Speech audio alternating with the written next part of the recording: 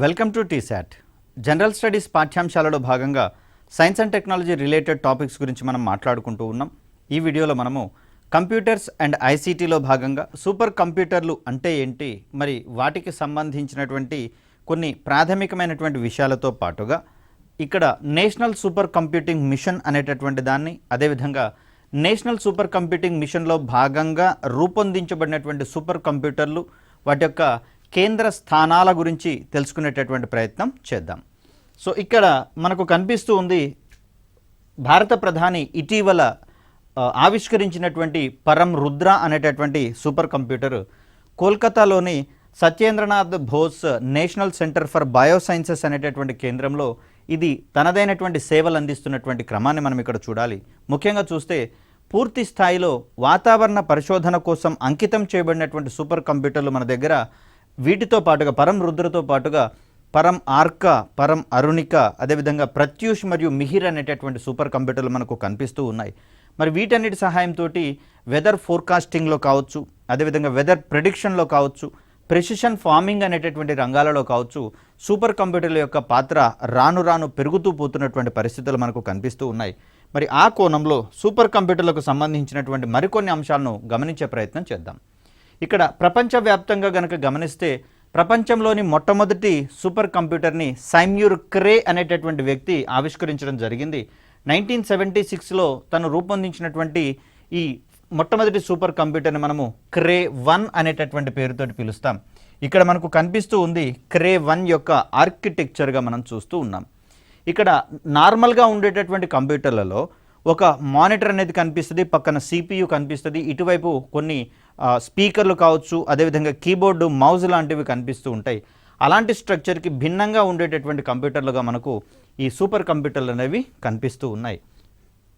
మరి భారత్ విషయానికి వచ్చేసరికల్లా ఈ క్రే 1 సూపర్ కంప్యూటర్ని అందించడానికి అమెరికా నిరాకరించడం అనేది మనం చూస్తూ ఉన్నాం. ఎందుకంటే మిలిటరీ సంబంధమైనటువంటి కార్యక్రమాలలో సూపర్ కంప్యూటింగ్ టెక్నాలజీని కనుక వాడే అవకాశం ఉందనేటటువంటి క్రమంలో యుఎస్ఏ దీన్ని మనకు అందించడానికి నిరాకరిస్తే భారత్ స్వయంగానే సూపర్ కంప్యూటర్లను తయారు చేసుకునేటటువంటి కోణంలో ఒక విశేషమైనటువంటి ముందడుగు వేయడం జరిగింది. దీనికోసం పూణేలో ఏర్పాటైనటువంటి centre for development of advanced computing అనేటటువంటి సంస్థ కృషి చేస్తున్నట్లుగా మనం చూస్తూ ఉన్నాం. ఇక్కడ మనం సూపర్ కంప్యూటర్లను భారతదేశంలో అడ్వాన్స్డ్ కంప్యూటింగ్ అని, హై పెర్ఫార్మెన్స్ కంప్యూటింగ్స్ అని, పీసీ అనేటటువంటి పేరుతోటి మనం వీటిని వ్యవహరిస్తూ ఉన్నాం. సో అలా మనకు భారతదేశంలో ఈ సంస్థ ఆధ్వర్యంలో కీలకమైనటువంటి సూపర్ కంప్యూటర్లను పరం శ్రేణిలో భాగంగా అభివృద్ధి చెందిస్తూ ఉన్నాం. సో ఇక్కడ పరంలో ఇది మనకు ప్యారలల్ మెషిన్స్ అనేటటువంటి అర్థాన్ని ఇస్తుంది.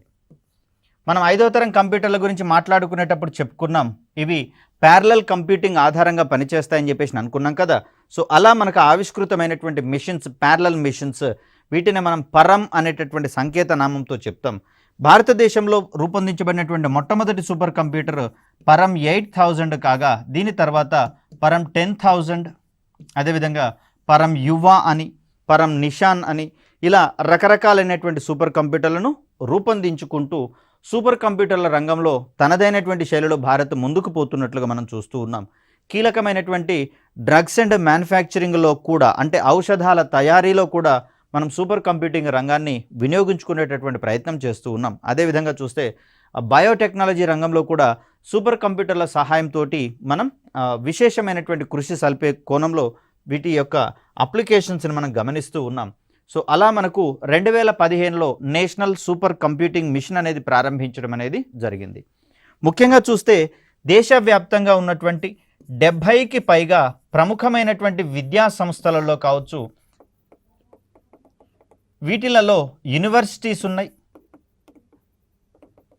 అదేవిధంగా దేశవ్యాప్తంగా ఏర్పాటైనటువంటి ఐఐటీస్ ఉన్నాయి. వీటితో పాటుగా ఐఐఎం వంటివి, అదేవిధంగా ఇండియన్ ఇన్స్టిట్యూట్ ఆఫ్ సైన్సెస్ ఐఐఎస్సిస్ కావచ్చు. అదేవిధంగా వీటితో పాటుగా దేశవ్యాప్తంగా ఉన్నటువంటి అనేకమైనటువంటి ప్రముఖ R&D units, research and development units, వీటన్నింటిలలో కూడా ఈ నేషనల్ సూపర్ కంప్యూటింగ్ మిషన్లో భాగంగా ఏర్పాటైనటువంటి సూపర్ కంప్యూటర్లను అక్కడ ఇన్స్టాల్ చేయడం అనేది చూస్తూ ఉన్నాం. తద్వారా మనకు ఈ స్వదేశీ తయారీ సూపర్ కంప్యూటర్ల సహాయంతో పరిశోధనలు ఎక్కువ మొత్తంలో చేస్తూ ఇక్కడ సాధారణ ప్రజలకు కావచ్చు, అదేవిధంగా వివిధ కమ్యూనిటీల అవసరాలకు అవసరమైనటువంటి ఇన్నోవేషన్స్ని చేపట్టేటటువంటి క్రమంలో మనకు ఈ సూపర్ కంప్యూటర్లు ఉపయోగపడుతున్నట్లుగా చూస్తూ ఉన్నాం. ఇక్కడ సూపర్ కంప్యూటింగ్ మిషన్ విషయానికి వచ్చేసరికల్లా మనకు దీంట్లో సుమారుగా 30% నుంచి 40% వరకు వాల్యూ ఎడిషన్ని చేపట్టాలనేది మన యొక్క మెయిన్ టార్గెట్గా కనిపిస్తూ ఉంది. ఇక్కడ వాల్యూ ఎడిషన్ లేదా విలువ జత చేర్పు అని చెప్పేసి అంటాం. దీని యొక్క ప్రాథమిక విధి ఏంటి అంటే ప్రస్తుతం ఉన్నటువంటి సాంకేతికతల్ని మరింత సమున్నతంగా మార్చేటందుకు గాను మరిన్ని ప్రయోజనాలు పొందేటటువంటి క్రమంలో దాన్ని అప్గ్రేడ్ చేయడము, లేదా మరొక ఉన్నత సాంకేతికతకు మారడము, లేదా దీని యొక్క ఆల్టర్నేట్ని ప్రత్యామ్నాయంగా ఆవిష్కృతం చేయడము, ఇవన్నీ కూడా మనకు వాల్యూ ఎడిషన్లో భాగంగా మనం చూస్తాం. ఫర్ ఎగ్జాంపుల్ చూస్తే ప్యాడీ అనేటటువంటి దాన్ని, వరి ధాన్యాన్ని గనక మనం గమనిస్తే దీన్ని నేరుగా మార్కెట్కు గనక తరలించినట్లయితే ఎలాంటి అధిక ఆదాయాలను మనకు అందించేటటువంటి అవకాశం లేని విషయాన్ని మనం చూస్తాం. అదే బియ్యంగా మార్చి గనక దీన్ని ప్రాసెస్ చేసి అమ్మితే వరి ధాన్యం కంటే కూడా బియ్యం యొక్క రేటు అధికంగా ఉండేటటువంటి అవకాశం ఉంది. వీటిని పిండి రూపంలోకి మార్చి పిండి వంటల రూపంలో గనక మనము అమ్మగలిగినట్లయితే, మార్కెటింగ్ చేసుకోగలిగినట్లయితే అది ఇంకా అధిక ఆదాయ వనరుల్ని అందించేటటువంటి ప్రయత్నం చేస్తుంది. అలా ముడి సరుకుల్ని ప్రాసెస్డ్గా మార్చి వాటిని అమ్మేటటువంటి పరిణామ క్రమాన్ని ఒక రకంగా మనం వాల్యూ ఎడిషన్ యొక్క అడ్వాన్స్మెంట్గా మనం చెప్తూ ఉంటాం. ఇలాంటి వాల్యూ ఎడిషన్ని స్వదేశీ తయారీ సూపర్ కంప్యూటర్ల రంగంలో అందించేటటువంటి అవకాశాల కోసం మనం సూపర్ కంప్యూటింగ్ మిషన్ని ఏర్పాటు చేసుకోవడం అనేది జరిగింది. కాలానుగుణంగా వీటి సహాయంతో, అంటే ఈ సూపర్ కంప్యూటింగ్ మిషన్ సహాయంతో హెచ్పిసిలను, హై పెర్ఫార్మెన్స్ కంప్యూటర్లను రూపొందించుకోవడమే కాకుండా వాటిని దేశవ్యాప్తంగా ఉన్నటువంటి పలు ప్రముఖమైనటువంటి విద్యా సంస్థలలో ఎస్టాబ్లిష్ చేసి R&Dని, రీసెర్చ్ మరియు డెవలప్మెంట్ యాక్టివిటీస్ని వేగవంతం చేయడంలో వీటి యొక్క పాత్ర కీలకమైనదిగా మనం చూస్తూ ఉన్నాం. ఇక నేషనల్ సూపర్ కంప్యూటర్ మిషన్ యొక్క లక్ష్యాలకు సంబంధించి కనుక మనం గమనిస్తే స్వదేశీ సూపర్ కంప్యూటర్ల తయారీ, స్వదేశీ హెచ్పిసిల తయారీగా మనం దీన్ని చెప్తాం. అదేవిధంగా సూపర్ కంప్యూటింగ్ రంగంలో ఇండియాను గ్లోబల్ లీడర్గా మార్చడం కావచ్చు. దీనితో పాటుగా అధిక మొత్తంలో సుమారుగా 80% వరకు స్వదేశీయంగా వీటిని తయారు చేసేటటువంటి క్రమాన్ని మనం చూస్తాం.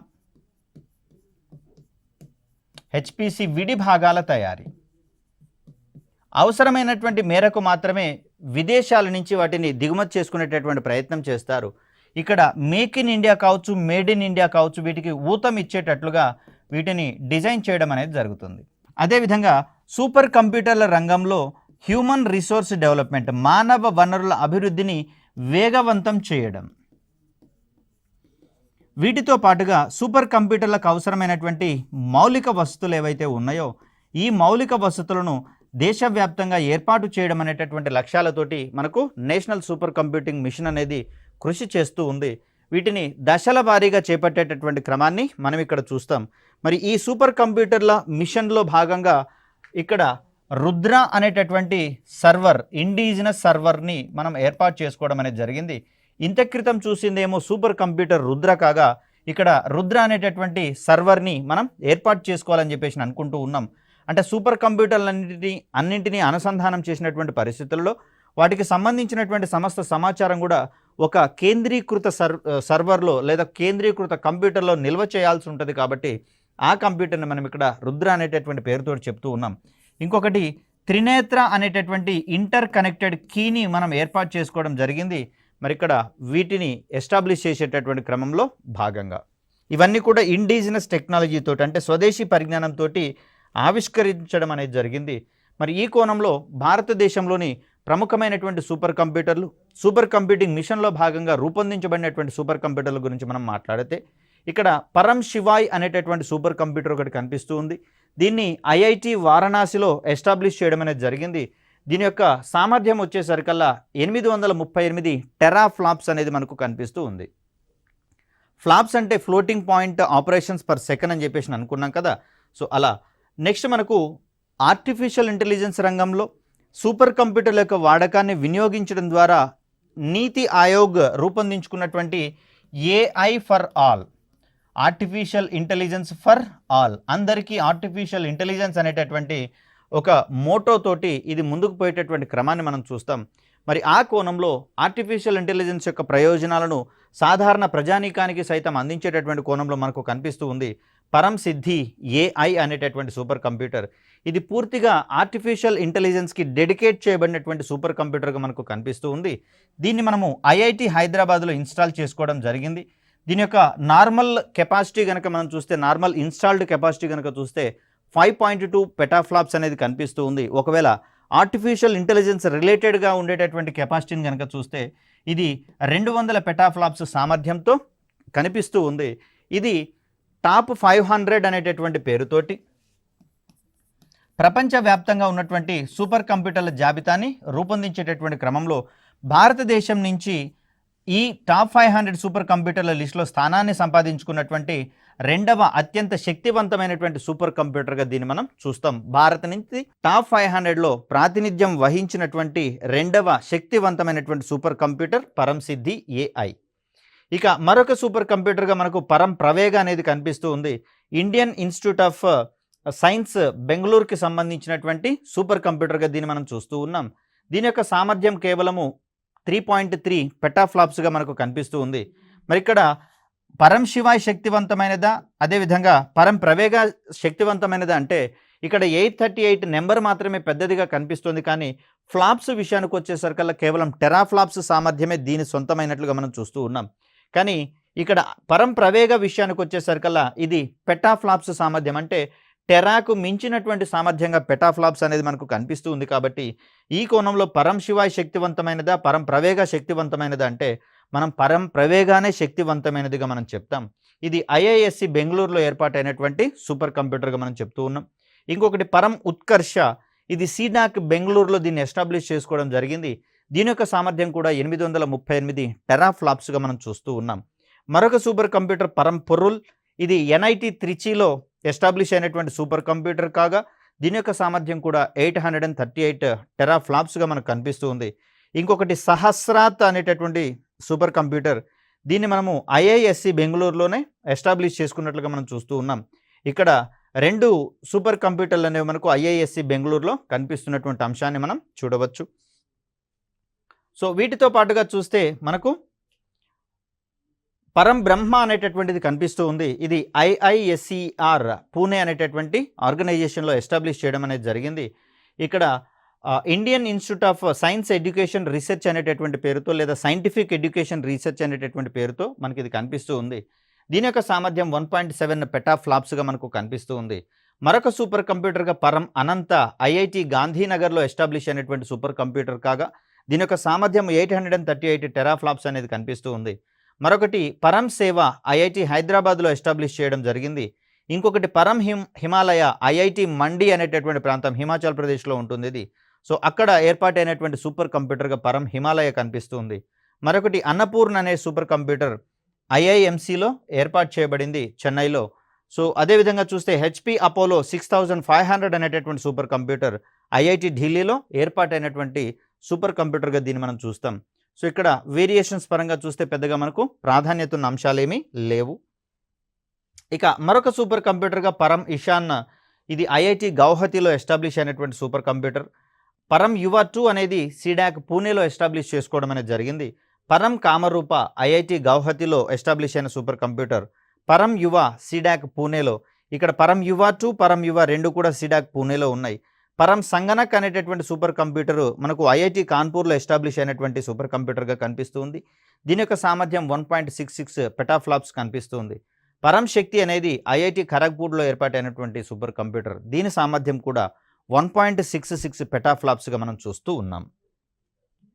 ఇక పరం గంగా అనేటటువంటిది ఐఐటి రూర్కీలో ఎస్టాబ్లిష్ అయిన సూపర్ కంప్యూటర్ కాగా దీని యొక్క సామర్థ్యం మనకు 1.66 పెటాఫ్లాప్స్ కనిపిస్తూ ఉంది. ఇక్కడ ప్రత్యూష్ అనేటటువంటి సూపర్ కంప్యూటర్, దీన్ని మనము ఐఐటిఎం పూణే అంటే Indian Institute of Indian Institute of tropical meteorology అనేటటువంటి సంస్థ పూణేలో ఎస్టాబ్లిష్ అయినటువంటి సంస్థ. ఇది పూర్తిగా వాతావరణ పరిశోధనల కోసం అంకితమైనటువంటి సూపర్ కంప్యూటర్గా మనకు కనిపిస్తుంది. సో ఇక్కడ దీని యొక్క సామర్థ్యం కనుక చూసుకుంటే 4 పెటాఫ్లాప్స్ అనేది కనిపిస్తుంది. ఇంకొకటి మనకు పరం స్మృతి ఎన్ఏఎఫ్బి, ఇది ఫుడ్ బయోటెక్నాలజీ రిలేటెడ్ ఆర్గనైజేషన్గా మనకు కనిపిస్తూ ఉంది. మొహాలీలో ఏర్పాటైనటువంటి సంస్థ 838 టెరాఫ్లాప్స్ అనేది మనకి ఇక్కడ కనిపిస్తూ ఉంది. పరం యుక్తి అనేది Jawaharlal Nehru centre for advanced scientific research అనేటటువంటి సంస్థ బెంగళూరులో ఉన్నటువంటి ఈ సంస్థలో 1.8 పెటాఫ్లాప్స్ సామర్థ్యంతో పరం యుక్తి అనేది కనిపిస్తుంది. ఇక మరొక సూపర్ కంప్యూటర్ మిహిర్, ఇది కూడా ప్రత్యూష్ మాదిరిగానే వాతావరణ పరిశోధన కోసం పూర్తి స్థాయిలో డెడికేట్ చేయబడినటువంటి సూపర్ కంప్యూటర్గా మనకు కనిపిస్తూ ఉంది. National centre for medium range weather forecasting అనేటటువంటి సంస్థ నోయిడాలో ఉన్నటువంటిది. దీని యొక్క సామర్థ్యం 2.8 పెటాఫ్లాప్స్గా మనం చూస్తూ ఉన్నాం. అయితే ప్రత్యూష్ మరియు మిహిర్కి సంబంధించి చూస్తే ఈ రెండింటి యొక్క సంయుక్త కెపాసిటీని మనం ఇక్కడ పరిగణలోకి తీసుకోవాల్సి వస్తుంది. దీన్ని 6.8 పెటాఫ్లాప్స్గా మనం చూస్తాం. అలా ప్రత్యూష్ అండ్ మిహిర్ అనేటటువంటివి రెండూ కూడా మనకు భారతదేశంలో పూర్తి స్థాయిలో వాతావరణ పరిశోధన కోసం అంకితం చేయబడినటువంటి సూపర్ కంప్యూటర్లుగా చూస్తూ ఉన్నాం. ఇక మరొకటి ఆర్టిఫిషియల్ ఇంటెలిజెన్స్ రంగంలో కీలకమైనటువంటి పాత్ర పోషిస్తున్నటువంటి సూపర్ కంప్యూటర్గా ఐరావత్ అనేది కనిపిస్తూ ఉంది. ఇది భారతదేశంలోనే ఇప్పటికీ అత్యంత శక్తివంతమైనటువంటి సూపర్ కంప్యూటర్గా మనకు కనిపిస్తూ ఉంది. మోస్ట్ ప్రాబబ్లీ దీన్ని మనం ఆర్టిఫిషియల్ ఇంటెలిజెన్స్ రంగాన్ని అభివృద్ధి పరిచేటటువంటి కోణంలో దీన్ని మనం చూస్తాం. ఈ సూపర్ కంప్యూటర్ని ఎన్ఐటి త్రిచీలో మనం ఎస్టాబ్లిష్ చేసుకోవడం అనేది జరిగింది. దీని యొక్క సామర్థ్యము 210 పెటాఫ్లాప్స్ అనేది కనిపిస్తూ ఉంది. భారతదేశంలోని అత్యధిక శక్తివంతమైనటువంటి సూపర్ కంప్యూటర్గా ఐరావత్ అనేది కనిపిస్తూ ఉంది. అదేవిధంగా చూస్తే టాప్ 500 లిస్ట్లో ఫస్ట్ ప్లేస్లో ఉన్నటువంటి భారత సూపర్ కంప్యూటర్గా, అంటే భారత్ నుంచి పోయినటువంటి సూపర్ కంప్యూటర్లలో ఫస్ట్ ప్లేస్లో ఉన్నది ఐరావత్ కాగా, సెకండ్ ప్లేస్లో ఉన్నటువంటిది పరం సిద్ధిగా మనం చూస్తాం. అదేవిధంగా థర్డ్ ప్లేస్లో మనకు ప్రత్యూష్ కనిపిస్తుంది. ఫోర్త్ ప్లేస్లో ఇక్కడ ఉన్నటువంటి మిహిర్ సూపర్ కంప్యూటర్ అనేది కనిపిస్తుంది.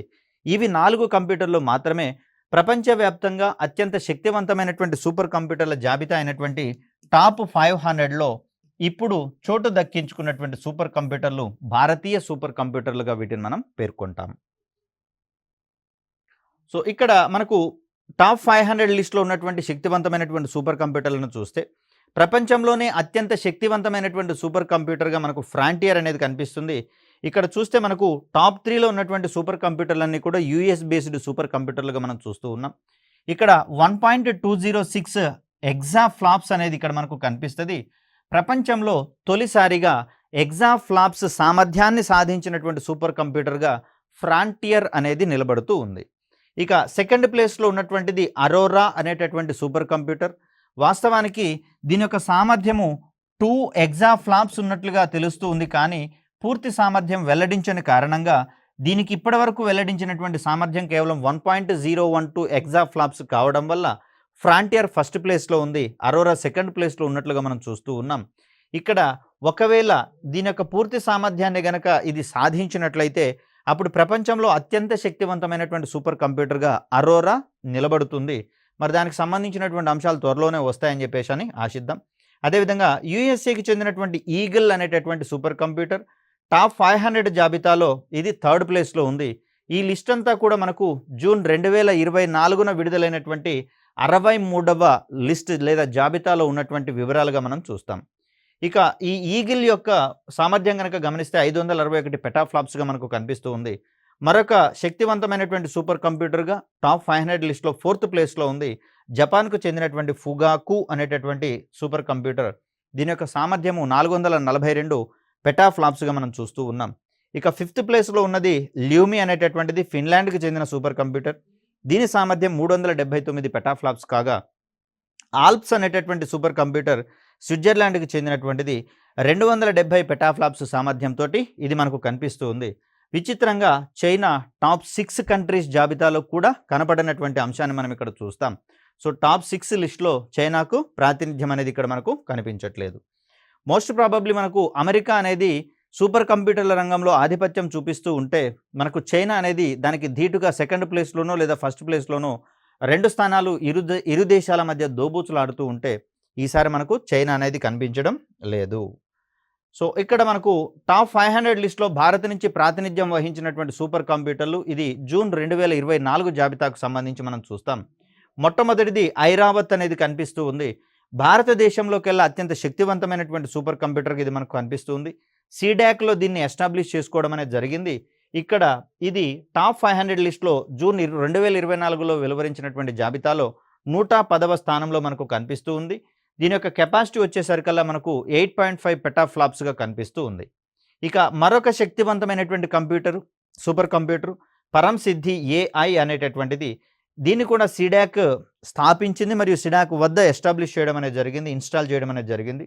ఇది టాప్ 500 లిస్ట్లో, తాజాగా ఉన్నటువంటి టాప్ 500 లిస్ట్లో 185th ర్యాంకులో ఉన్నట్లుగా మనం చూస్తూ ఉన్నాం. దీని యొక్క సామర్థ్యం 4.6 పెటాఫ్లాప్స్గా మనం చూస్తూ ఉన్నాం. ఇక్కడ మరొక రకంగా ఆర్టిఫిషియల్ ఇంటెలిజెన్స్ రంగంలో దీని యొక్క సామర్థ్యాన్ని 210 పెటాఫ్లాప్స్గా చూస్తూ ఉంటే, దీన్ని 200 పెటాఫ్లాప్స్ సామర్థ్యంగా ఏఐ రిలేటెడ్గా మనం చూడాల్సి వస్తుంది. ఇక మూడవ సూపర్ కంప్యూటర్ టాప్ 500 లిస్ట్లో భారత్ నుంచి ప్రాతినిధ్యం వహిస్తుంది. ఇది ప్రత్యూష్ అనేటటువంటి పేరుతోటి దీన్ని మనం చూస్తున్నాం. Indian Institute of tropical meteorology అనేటటువంటి పూణే ఆర్గనైజేషన్లో దీన్ని ఎస్టాబ్లిష్ చేయడం జరిగింది. ఇది 230వ స్థానంలో ఉన్నటువంటి భారతీయ సూపర్ కంప్యూటర్గా మనం చూస్తూ ఉన్నాం. దీని యొక్క సామర్థ్యము 3.76 పెటాఫ్లాప్స్ అనేది కనిపిస్తూ ఉంది.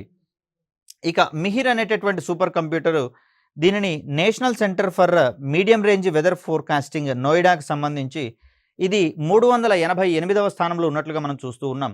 2.57 పెటాఫ్లాప్స్ అనేది మనకు కనిపిస్తూ ఉంది. ఇక్కడ మనం చూస్తున్నటువంటి ఈ సామర్థ్యం ఏదైతే ఉందో, వెరీ రీసెంట్గా అంటే జూన్ 2024 నాడు ఇక్కడ భారతదేశం అందించినటువంటి వివరాల ప్రకారం మనం చూస్తూ ఉన్నాం. ఇంత క్రితం మాట్లాడుకున్న టేబుల్లో మనం ఇక్కడ 4 పెటాఫ్లాప్స్, ఇక్కడ 2.6ను మాత్రమే మనం పరిగణించాం. కానీ దీని యొక్క వాల్యూస్ని ప్రస్తుతము కొంచెం మార్చి అక్కడ భారత్ సబ్మిట్ చేయడం అనేది జరిగింది. కాబట్టి ఈ మార్పును మనం గమనించాలి తాజా జాబితాలో. సో అలా మనం సూపర్ కంప్యూటర్లకు సంబంధించినటువంటి అధ్యయనాలను చూస్తూ ఉంటాం. వీటితో పాటుగా ఇటీవల కాలంలో అంటే 2024లోనే భారత ప్రధాని మరొక 3 సూపర్ కంప్యూటర్లను జాతికి అంకితం చేయడం అనేది జరిగింది.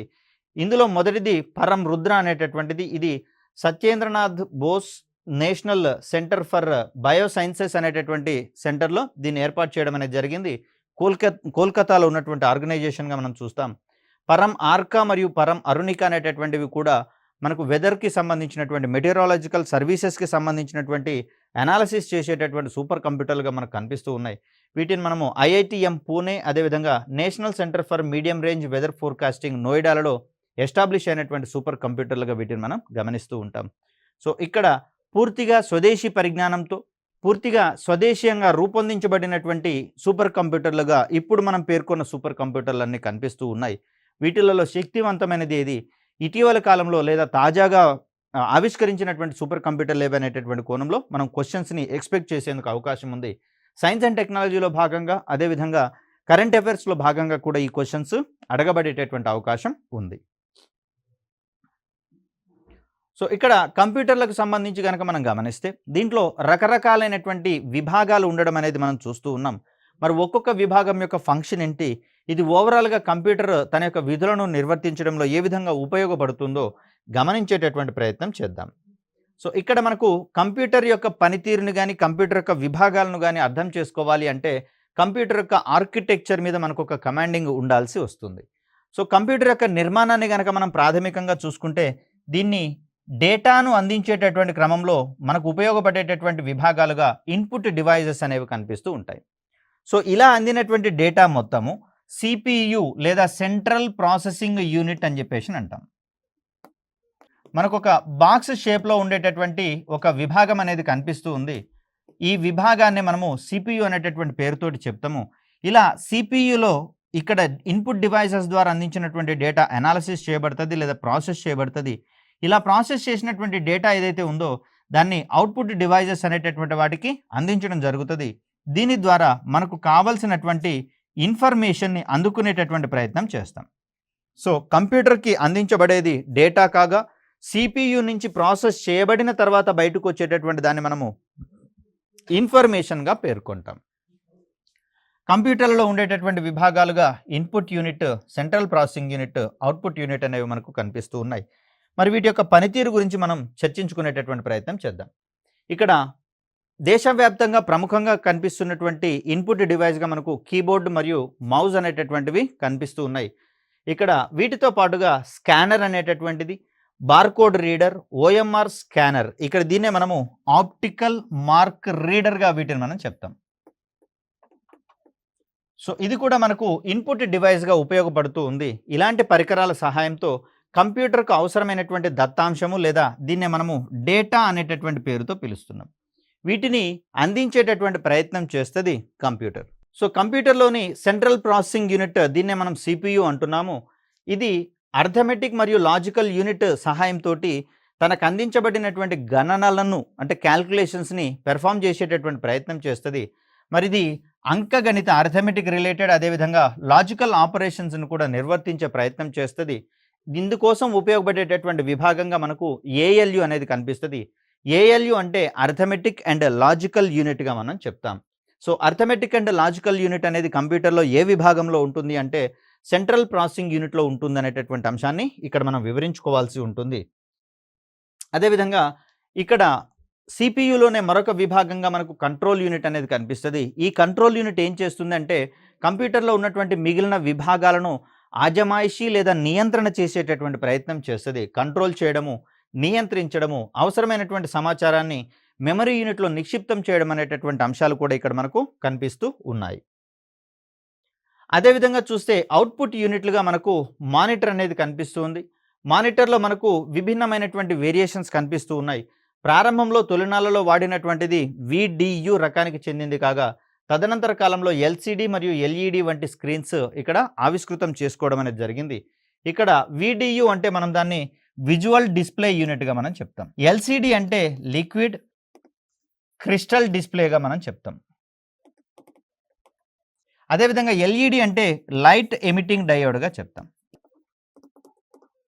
కాంతి ఉద్గార డయోడ్లుగా వీటిని మనం పేర్కొంటూ ఉంటాం. మరి వీటి సహాయంతో ఇక్కడ మరొక అవుట్పుట్ యూనిట్గా మనకు ప్రింటర్ అనేది కనిపిస్తూ ఉంది. కంప్యూటర్లు ప్రాసెస్ చేసినటువంటి సమాచారాన్ని వినియోగదారులు వీక్షించే లేదా కాగితాలపై ముద్రించుకునేటటువంటి సదుపాయం అనేది కనిపిస్తుంది. మానిటర్ సహాయంతో కేవలం చూడగలిగేటటువంటి సౌలభ్యం కనిపిస్తూ ఉంటే ప్రింటర్ సహాయంతో వాటిని ప్రింట్ చేసుకొని భద్రపరుచుకునేటటువంటి అంశాలుగా కూడా దీన్ని మనం చూస్తాం. వీటన్నింటిని మనము అవుట్పుట్ యూనిట్లుగా పేర్కొంటూ ఉంటాం.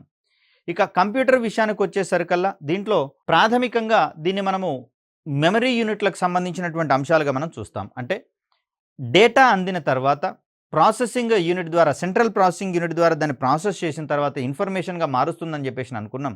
ఈ క్రమంలో డేటాని కావచ్చు, అదేవిధంగా కంప్యూటర్కి అందించినటువంటి సెట్ ఆఫ్ ఇన్స్ట్రక్షన్స్, దాన్నే మనం ప్రోగ్రామ్ అంటున్నాం, ప్రోగ్రామింగ్ వివరాలు కావచ్చు, అవుట్పుట్ వివరాలన్నింటినీ కూడా కంప్యూటర్లు భవిష్యత్ అవసరాల కోసం తమ వద్ద భద్రపరుచుకునేటటువంటి ప్రయత్నం చేస్తాయి. వీటినే మనము స్టోరేజ్ యూనిట్స్గా మనం చెప్తాం. ఈ స్టోరేజ్ యూనిట్లలో స్టోర్ అయినటువంటి డేటా ఏదైతే ఉందో సమయానుకూలంగా అవసరమైనటువంటి మేరకు తిరిగి కంప్యూటర్ తన యొక్క యాక్సెస్లోకి తీసుకొచ్చుకునేటటువంటి ప్రయత్నం చేస్తుంది. అలా మనం మెమరీని రెండు రకాలైనటువంటి మెమరీస్గా మనం పేర్కొంటూ ఉంటాం. దీంట్లో మొదటిది ప్రైమరీ మెమరీ, ప్రాథమిక మెమరీ కాగా రెండవదిగా మనము గౌణ మెమరీ లేదా సెకండరీ మెమరీగా మనం పేర్కొంటూ ఉంటాం. మరొక రకంగా ఈ మెమరీని మనము ఇంటర్నల్ మెమరీ మరియు ఎక్స్టర్నల్ మెమరీ అనేటటువంటి పేరుతో కూడా మనం పేర్కొంటూ ఉంటాం. అంటే దాని అర్థం ఇంటర్నల్ మెమరీ అంటే లోపల ఉంటుందని, కంప్యూటర్ లోపల ఉంటుందని, ఎక్స్టర్నల్ మెమరీ అంటే కంప్యూటర్ బయట ఉంటుందని చెప్పేసి అర్థం కాదు. సిపియుచే నేరుగా సమాచారాన్ని వినియోగించుకునే సౌలభ్యం ఉన్నటువంటి మెమరీ యూనిట్గా మనకు ఇంటర్నల్ మెమరీ అనేది కనిపిస్తూ ఉంది. ఇక ఎక్స్టర్నల్ మెమరీ విషయానికి వచ్చేసరికల్లా ఎక్స్టర్నల్ మెమరీలో ఉన్నటువంటి సమాచారం ఏదైతే ఉందో లేదా డేటా ఏదైతే ఉందో దీన్ని మొదటగా ఇంటర్నల్ మెమరీలోకి తీసుకొని వచ్చి అక్కడి నుంచి సిపియు వినియోగించుకునేటటువంటి ప్రయత్నం చేస్తుంది. అలాంటి మెమరీ డివైజెస్ని మనం ఇక్కడ ఎక్స్టర్నల్ మెమరీ డివైజెస్గా మనం పేర్కొంటూ ఉన్నాం. ఇక్కడ ఇంటర్నల్ మెమరీ విషయానికి వచ్చేసరికల్లా ర్యామ్, దీన్నే మనము ర్యాండమ్ యాక్సెస్ మెమరీ అంటాం. సో దీంట్లో సమాచారం చాలా తాత్కాలికంగా నిల్వ ఉండేటటువంటి అవకాశం ఉంది. ఎందుకంటే కంప్యూటర్లో ఒక ప్రోగ్రామ్ చేసేటప్పుడు ఆ ప్రోగ్రామ్కి సంబంధించిన డేటా మొత్తం ర్యామ్లో ఉండడం అనేది జరుగుతుంది. ప్రోగ్రామ్ నుంచి మారిన తర్వాత అంటే వేరొక ప్రోగ్రామ్ ఎగ్జిక్యూట్ అయ్యేటటువంటి సందర్భంలో అంతకుముందు ఉన్నటువంటి ప్రోగ్రామ్ యొక్క డేటా మొత్తము ర్యామ్ నుంచి ఎరేజ్ చేయడం అనేది జరుగుతుంది. అదేవిధంగా కంప్యూటర్ని స్విచ్ ఆఫ్ చేసినా లేదా షట్ డౌన్ చేసినా కూడా ర్యామ్లో ఉండేటటువంటి సమాచారము పూర్తిగా చెరిగిపోయేటటువంటి అవకాశం అనేది ఏర్పడుతుంది. ఇక ఇంకొకటి మనకు ఆర్ఓఎం అనేది కనిపిస్తూ ఉంది. దీన్ని మనము రీడ్ ఓన్లీ మెమరీ అని చెప్పేసి అంటాం. అంటే దీంట్లో ఉన్నటువంటి సమాచారాన్ని కేవలం చదవగలుగుతాం కానీ వీటిని ఎడిట్ చేయడానికి, అప్డేట్ చేయడానికి లేదా డిలీట్ చేయడానికి అవకాశం లేనటువంటి మెమరీగా మనం చూస్తాం. అలా ఆర్ఓఎం రీడ్ ఓన్లీ మెమరీలో ఉన్నటువంటి సమాచారం శాశ్వతంగా మిగిలిపోతూ ఉండగా ఆర్ఏఎం ర్యామ్లో ఉన్నటువంటి సమాచారము తాత్కాలికమైనటువంటి నిల్వ ఉండేటటువంటి సమాచారంగా మనం చూస్తాం. ఇక్కడ ర్యామ్లో మనకు స్టాటిక్ ర్యామ్ మరియు డైనమిక్ ర్యామ్ అనేటటువంటి 2 విభాగాలు మనకు కనిపిస్తూ ఉన్నాయి. సో ఇక్కడ ఆర్ఓఎం విషయానికి వచ్చేసరికల్లా ఇక్కడ మనకు మ్యాగ్నెటిక్ రామ్ అని, ప్రోగ్రామబుల్ ర్యామ్ అని, ఎలక్ట్రానికల్లీ ప్రోగ్రామబుల్ ర్యామ్ అని, అదేవిధంగా electronically erasable programmable ROM read only memory అనేటటువంటి రకాలు అనేవి మనకి ఇక్కడ కనిపిస్తూ ఉన్నాయి. ఇక ఎక్స్టర్నల్ మెమరీ విషయానికి వచ్చేసరికల్లా దీంట్లో మనకు సాలిడ్ స్టేట్ మెమరీ అనేది, మ్యాగ్నెటిక్ మెమరీ అని, అదేవిధంగా ఆప్టికల్ మెమరీ అనేటటువంటి 3 విభాగాలు అనేవి ఉండడం జరిగింది. ఆప్టికల్ మెమరీ రకానికి చెందినటువంటివి సిడి డివిడీలు కాగా, మ్యాగ్నెటిక్ మెమరీ డివైజెస్గా మనము హార్డ్ డిస్క్ డ్రైవ్లను చూస్తూ ఉన్నాం. సాలిడ్ స్టేట్ డివైజులుగా మనకు ఎస్ఎస్డి అనేవి ఇటీవల కాలంలో వినియోగంలోకి అధికంగా వస్తూ ఉన్నాయి. దీంట్లో ఉన్నటువంటి సమాచారాన్ని మనకు సిపియు అనేది వేగంగా యాక్సెస్ చేసుకునేటటువంటి క్రమాన్ని మనం చూస్తాం. అదేవిధంగా యూఎస్బి మెమరీ స్టిక్ కావచ్చు, అదేవిధంగా ఎస్డి మెమరీ కార్డ్స్ అనేటటువంటివన్నీ కూడా మనకు సాలిడ్ స్టేట్ మెమరీ డివైసెస్గా మనం చూస్తూ ఉన్నాం. అలా మనకు మెమరీలో ఎక్స్టర్నల్ అండ్ ఇంటర్నల్ మెమరీ అనేటటువంటివి కనిపిస్తూ ఉన్నాయి. ఇవి ఇంటర్నల్ మెమరీ అనేది కంప్యూటర్ యొక్క ప్రాసెసింగ్ క్రమంలో మనకు ఉపయోగపడుతూ ఉంటే, ఇక్కడ ఎక్స్టర్నల్ మెమరీ అనేటటువంటిది మనకు అవసరమైనటువంటి సమాచారాన్ని భవిష్యత్ అవసరాల కోసము భద్రపరుచుకునేటటువంటి మెమరీ డివైసెస్గా మనకు ఎక్స్టర్నల్ మెమరీస్ అనేవి కనిపిస్తూ ఉన్నాయి. మరి వీటికి సంబంధించినటువంటి మెమరీ యూనిట్స్ కావచ్చు, అదేవిధంగా మరికొన్ని ప్రాథమికమైనటువంటి అంశాలను, నెట్వర్క్కి సంబంధించినటువంటి అంశాలను నెక్స్ట్ వీడియోలో గమనించేటటువంటి ప్రయత్నం చేద్దాం. అప్పటి వరకు సెలవు. ధన్యవాదాలు.